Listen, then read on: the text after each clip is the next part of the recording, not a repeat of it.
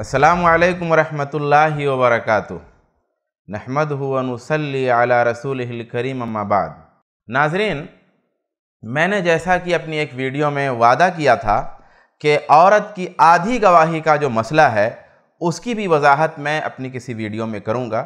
तो आज अल्हम्दुलिल्लाह मैं औरत की आधी गवाही के मसले को लेकर के हाज़िर हुआ हूँ। इस मसले को भी लेकर के इस्लाम पर और कुरान पर और उसके हवाले से मुसलमानों पर एतराज़ात किए जाते हैं कि सूरा बकरा आयत नंबर 282 में औरत के बारे में ये ज़िक्र है कि उसकी गवाही आधी मानी जाएगी, यानी कि उसके साथ एक औरत और अगर होती है तब जा कर के उसकी एक गवाही मुकम्मल होगी। तो आपत्ति ये लगाई जाती है और लगाई जा रही है कि ये आपत्ति जो है मुल्हिदीन की तरफ से भी है और गैर मुस्लिमीन की तरफ से भी है, हमारे बरादरान वतन की तरफ से भी है, मुस्तशरिकीन की तरफ से भी है कि आधी गवाही करने का मतलब ये है या एक गवाही में दो औरतों को शामिल करने का मतलब ये है कि गोया औरत की अक्ल आधी है या औरत बेवकूफ़ है या इस तरह के बहुत सारे अल्फाज जो अपनी तरफ से निकाल करके पेश किए जाते हैं वो बयान किए जाते हैं। आइए हम देखते हैं कि औरत की आधी गवाही का जो मसला है उसका सच क्या है। सबसे पहले ये पॉइंट पेश नज़र रखें, इस पॉइंट को सबसे पहले आप ध्यान में रखें कि गवाही का जो मसला है वो सिर्फ औरत के साथ नहीं है, मर्दों के साथ भी है। और सिर्फ गवाही नहीं, बहुत सारे केसेज, बहुत सारे इशूज़ में जो है मर्द मर्द के दरमियान फ़र्क होता है, औरत औरत के दरमियान फ़र्क होता है, मर्द औरत के दरमियान फ़र्क होता है। ये फ़र्क कुछ खुसूसियतों की बुनियाद पे होता है, कभी कुछ कोताहियों की बुनियाद पर होता है। बहुत सारा वजह, बहुत सारे असबाब हो सकते हैं फ़र्क के। तो ये फ़र्क हर जगह होता है। ऐसा नहीं है कि अगर ये फ़र्क है तो मर्द के मुकाबले में औरत को नीचा करने के लिए है या कि कोई और ख़राब इसकी बुनियाद है, बल्कि आप मर्दों में देखिए तो उनमें भी गवाही के लिए शर्तें हैं। अगर कोई शख्स ऐसा है ऐसा है उसकी रिवायत नहीं ली जाएगी इस्लाम में, उसकी बात को ऑथेंटिक नहीं माना जाएगा इस्लाम में। चाँद की गवाही है, उसमें भी अगर गवाह आदिल नहीं है तो उसकी गवाही नहीं मानी जाएगी। इसी तरीके से जो दीगर गवाहियां हैं उन गवाहियों में भी अगर गवाह सच्चा नहीं है और उसके बारे में यह है कि भाई ये आदिल नहीं है तो उसकी गवाही नहीं मानी जाएगी। अब इसमें कोई ऐसा मसला है ही नहीं सिरे से कहाँ पर किसकी गवाही मानी जाएगी और कहाँ पर किसकी गवाही नहीं मानी जाएगी। अलग अलग मसले हो सकते हैं इसमें और अलग अलग बातें हो सकती हैं इसमें। इसको इस तरह बयान करना, इसको इस तरह पेश करना कि अगर एक गवाही में दो औरतों को शामिल रखा जाता है तो इसका मतलब ये हो गया कि औरत बेवकूफ़ है, औरत पागल है, औरत की अक्ल आधी है। तो ऐसी कोई बात नहीं है। सूरा बकरा आयत नंबर 282 में जो बात है वह एक कानूनी पॉइंट का बयान है। एक कानूनी पॉइंट बयान हुआ है कि औरत, और वो भी कुछ खास मामलात में, कि औरत एक के बजाय दो होगी गवाही देने में। एक कानूनी पॉइंट है, इसमें ऐसी कोई बात नहीं बयान की गई है, ना इस आयत में, ना इस आयत के अलावा किसी दूसरी आयत में, और ना तो किसी हदीस रसूल सल्लल्लाहु अलैहि वसल्लम में कि औरत कम अक्ल वाली है, आधी अक्ल वाली है, पागल है, नीची है, कमज़ोर है। इस तरह के जो जिस सियाक में हमारे भाई लोग ये बातें पेश करते हैं, ऐसी कोई बात कहीं भी कुरान और हदीस के ज़ख़ीरे में सिरे से मौजूद ही नहीं है। तो ये एक पॉइंट हुआ। दूसरी बात यह है इस मसले में कि ये जो एक गवाही दो औरतें मिलके देंगी तो ये असल में औरत के लिए छूट है, स्पेशल छूट है। इस पॉइंट ऑफ व्यू से भी इसको देखना चाहिए। मर्द के लिए स्पेशल छूट नहीं है। मर्द अगर गवाही में उलझता है, मर्द अगर कन्फ्यूज़न का शिकार होता है, मर्द अगर कुछ अटकता है तो उससे उसकी गवाही की खामी पर दलील बनाएंगे कि गोया इसकी गवाही गड़बड़ है, गोया इसकी गवाही में गलती है, गोया इसकी गवाही ख़राब है। हो सकता है कि कुछ बातें उसकी गवाही में ऐसी आएँ जिसकी बुनियाद पर उसकी गवाही निरस्त कर दी जाए, रद्द कर दी जाए, कन्फ्यूज़न की वजह से, उलझन की वजह से, अटकने की वजह से। लेकिन एक औरत के लिए स्पेस है, छूट है। अगर वो कहीं उलझ जाती है, वो कन्फ्यूज़न का शिकार होती है, वो कहीं अटक रही है, तो दूसरी औरत जो होगी वो औरत उसको सपोर्ट करेगी, या दोनों औरतें मिलकर के भी वो गवाही दे सकती हैं। तो इसको इस पॉइंट से भी देखना चाहिए कि इसमें यह बात मौजूद है कि औरत के लिए स्पेस दिया गया है कि भाई एक औरत दूसरी औरत की मदद ले सकती है और दूसरी औरत पहली औरत लगता है कि औरत को यह स्पेस दिया ही क्यों गया। आप कर सकते हैं, सवाल करने में आज़ाद हैं। इसमें यह बात देखने की है कि माली मामलात जो होते हैं, जो कारोबारी मामलात हैं, वो बेसिकली बुनियादी तौर पे औरत की दिलचस्पी से बाहर की चीज़ें हैं।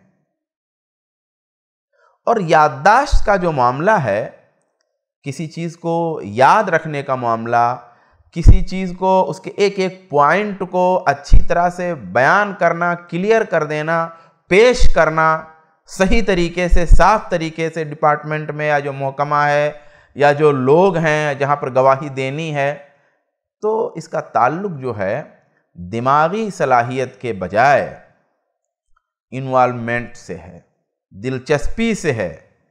अब इस्लामिक लॉ सिस्टम आप देखिए, और बल्कि पूरी फितरत ही असल में यही है। ठीक है, फितरत से हट करके कुछ लोग कुछ करें वो एक दूसरी बात है, लेकिन ठीक है, हम सिर्फ इस्लामिक लॉ सिस्टम की बात करते हैं। तो इस्लामी जो निज़ाम है, इस्लामी जो सिस्टम है, उसमें यह है कि बुनियादी तौर पे कमाने की जिम्मेदारी मर्द पर है। अब जब कमाने की जिम्मेदारी बुनियादी तौर पे मर्द की है, तो जाहिर सी बात है कि औरत इस तरह के केसेज में इन्वॉल्व ही नहीं होगी, बहुत कम इन्वॉल्व होगी। और जिस तरह कम इन्वॉल्व होगी, उसी तरीके से जाहिर से बात है गवाही देना और उसकी जुज़ियात को, उसके एक एक पॉइंट को जो है सेव करना जहन में, और उसे फिर बयान भी करना और बहुत क्लियर करना, ख़ास तौर पे जब औरत का जो है मर्दों के समाज से बहुत ज़्यादा ताल्लुक़ कम हो और उसका एक अलग मिजाज भी हो, तो ऐसे में ये बहुत मुश्किल हो जाता है। तो इस आयत में कारोबारी मामलात का बयान है, और इस तरह के मामलात में औरत की दिलचस्पी नहीं होती, औरत की दिलचस्पी से बाहर की चीज़ है, उसका इन्वॉल्वमेंट कम होता है या नहीं होता है, या होने का अंदाज़ अलग होता है इस्लामी निज़ाम में। तो ज़ाहिर से बात है उस लिहाज से यहाँ पर औरत की गवाही को ऐसा किया गया है कि दो औरतें मिलकर के उसमें गवाही दें। एक और चीज़ यहाँ पर देखने की है कि ये गवाही जो है ना, ये कोई सरप्राइज़ नहीं है, ये कोई फ़ख्र की भी चीज़ नहीं है, ये एक जिम्मेदारी है, एक झंझट की चीज़ है।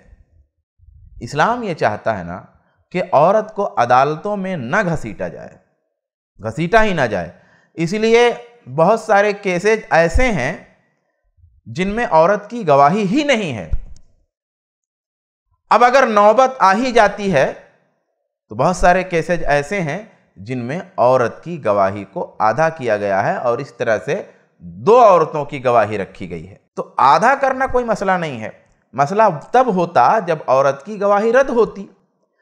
यहां जो आयत में बयान है उसमें औरत की गवाही रद्द नहीं है, बल्कि उसके साथ एक और औरत का होना है, यानी दो औरतों का होना है। तो ये जो है एक झंझट की चीज़ है, गवाहियाँ देना और उसमें इन्वॉल्व होना और उसमें जाना और अदालतों का सामना करना। आज जो है, आज दुनिया में अदालतों का जो सिस्टम बना हुआ है, उस सिस्टम में आप देख लीजिए कि किस किस्म के झंझट होते हैं, कितने मसाइल होते हैं, कितनी पेचीदगियाँ होती हैं इन बातों में, किस तरह से फॉलो करना पड़ता है, पीछे लगना पड़ता है, कितनी कितनी परेशानी होती है।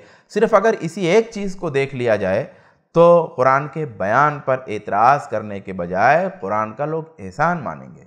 यहाँ एक बहुत ही अहम पॉइंट आखिर में मैं आपको याद दिलाना चाहूँगा, और बाकी बातें इंशाल्लाह मैं दूसरे पार्ट में करूँगा, कि जैसा कि मैंने शुरू में बताया कि आयत में औरत की जो गवाही के सिलसिले में आधी गवाही का जिक्र है, या एक गवाही में दो औरतों को रखा गया है और दोनों को आधा आधा दर्जा दिया गया है।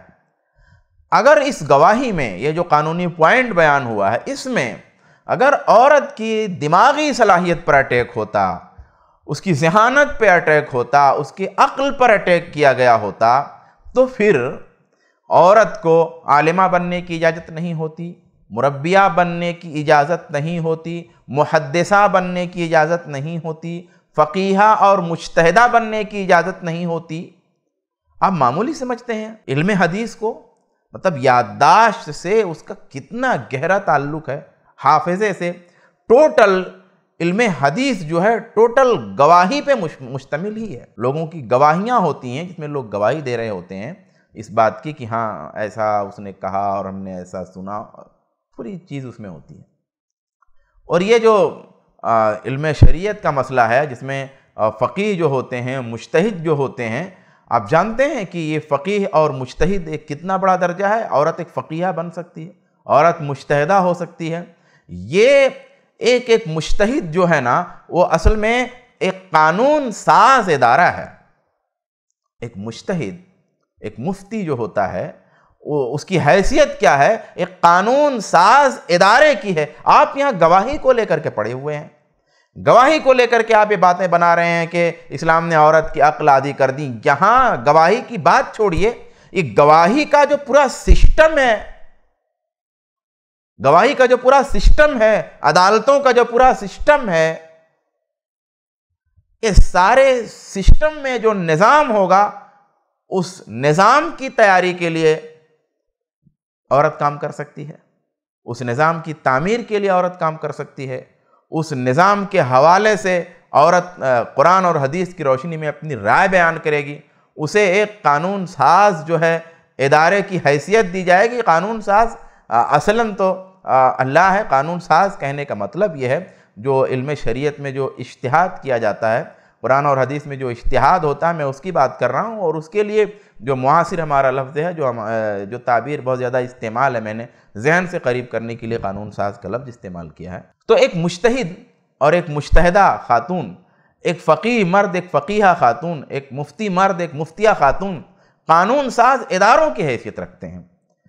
اگر دماغی صلاحیت پر اٹیک ہوتا تو عورت کو یہاں اس بات کی اجازت نہیں دی گئی ہوتی۔ تو بات سمجھنے کی یہ ہے، بات کا اگر آپ بتنگڑ بنانے کی بجائے اس کو صحیح طریقے سے اور اس کے صحیح بیک گراؤنڈ میں سمجھنے کی کوشش کریں گے کہ کیا پوائنٹس ہیں یہاں پہ، کس پوائنٹ پر عورت کی گواہی کو آدھا کیا گیا ہے، کس پوائنٹ پر عورت کی گواہی کو پورا مانا گیا ہے، کس پوائنٹ پر عورت کی گواہی کو نہیں مانا گیا ہے، کس پوائنٹ پر عورت کی گواہی مرد کے برابر ہے۔ یہ سارے پوائنٹ سے آپ دیکھیں گے تو پھر آپ کو سمجھ میں آئے گا کہ اسلامی شریعت کتنی باریک ہے، اور آدھی گواہی کا تعلق عاقل اور کیا نام سے جاہل کہنے سے اس کا کوئی تعلق نہیں ہے، عقل مند اور بد عقل، کم عقل، پاگل کہنے سے اس کا کوئی تعلق نہیں ہے۔ یہ ایک قانونی پوائنٹ ہے جس میں کچھ باریکیاں ہیں، اس کو اس طرح کے جو ماہرین ہوتے ہیں وہ اس کو سمجھ پائیں گے، جیسا کہ میں پارٹ 2 میں اس کو بیان کروں گا انشاءاللہ۔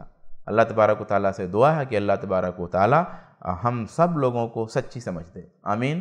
السلام علیکم ورحمۃ اللہ وبرکاتہ۔